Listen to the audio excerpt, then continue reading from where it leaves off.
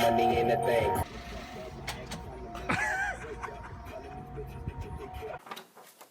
The World's System Theory, a story by Oliver Massey, 2016.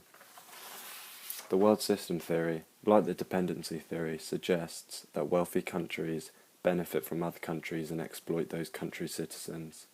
According to Wallerstein, the world's economic system is divided into a hierarchy of three types of countries, one being core, another semi-peripheral, and peripheral.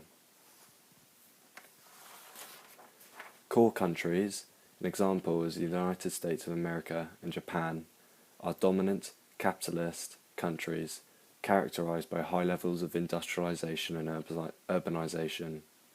Core countries are capital intensive and have high wages and high technology production patterns and lower amounts of labor exploitation and cohesion.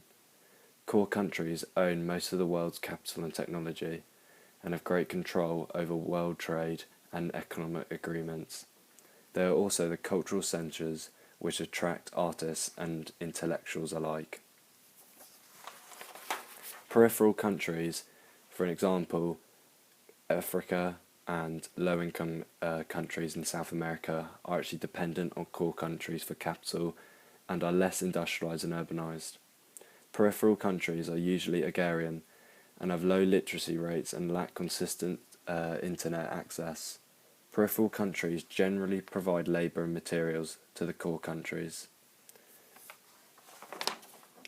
Finally, semi-peripheral countries, for example South Korea, Taiwan and Brazil to name a few, are less developed than core nations, but more developed than peripheral nations.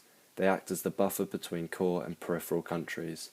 Semi-peripheral countries exploit peripheral countries, just as the core countries exploit both semi-peripheral and peripheral countries. Core countries extract raw materials with little cost. They can also set the prices for the agriculture products that peripheral countries export, regardless of the market price.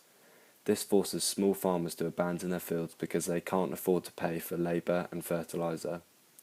The wealthy in peripheral countries benefit from the labour of poor workers and from their own economic relations with the core country capitalists.